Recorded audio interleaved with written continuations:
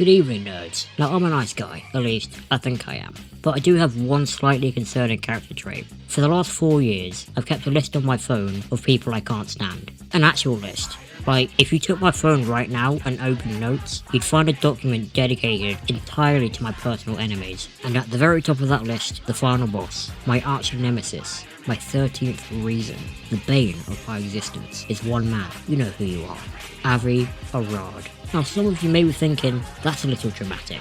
To which I say, if anything, it's not dramatic enough. So I was born in 2004. Nowadays, I'm an unk, but back when I was a young buck, the Raimi trilogy was my childhood. I watched those films constantly.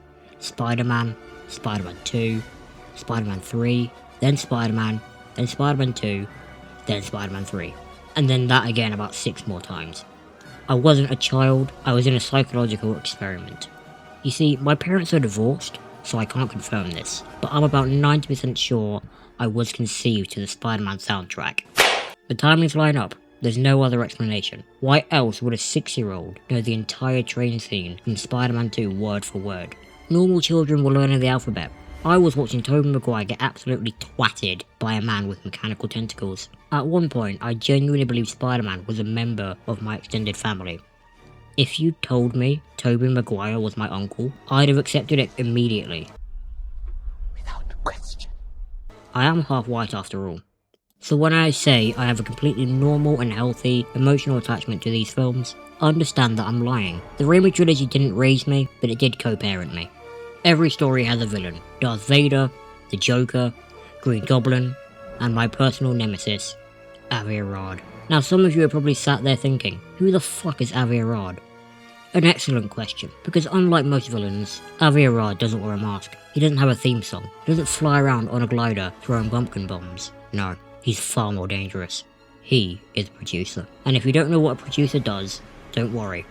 Neither do I. What I do know is that every time I investigate something that annoys me about Spider-Man 3, I eventually end up staring at a photograph of this man. Like he's the final image in a horror film. Every road leads back to Avi. Every interview leads back to Avi. Every production story leads back to Avi. At this point, if I opened the Bible and got to Judas, I wouldn't even be surprised if Avi Arad was somehow involved. This man haunts this trilogy like a Victorian ghost. Say his name 3 times in a mirror, and Willem Dafoe appears. Now, to be fair, I should probably explain why I have such an irrational hate for a man I've never met, because right now this probably does sound insane, and that's because it is. You see, most people have normal enemies, an ex, a former boss, that one teacher who said you'd never amount to anything. I have a 77-year-old film producer. That's not healthy. But unfortunately for Avi, I spent an embarrassing amount of time reading about the production of Spider-Man 3. And the more I read, the more I develop a theory. A theory so reckless, so irresponsible, so lacking in nuance, that it can only be described as journalism. My theory is this: every bad thing that happened during the production of Spider-Man 3 was Avi Arad's fault. Every single one. Too many villains, Avi. The film feels overcrowded, Avi. Venom only showing up at the end, Avi. The black suit storyline getting squeezed for time, believe it or not, Avi.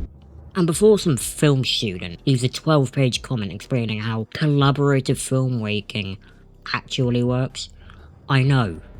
I don't care. I live my life by a simple principle. If something happened and I didn't like it, Avi did it. I'd like to give a shout out to Alex for giving me the strength and courage to publicly discuss my experiences with this man. Avi Arad, if you're watching this, know that I am no longer afraid of you.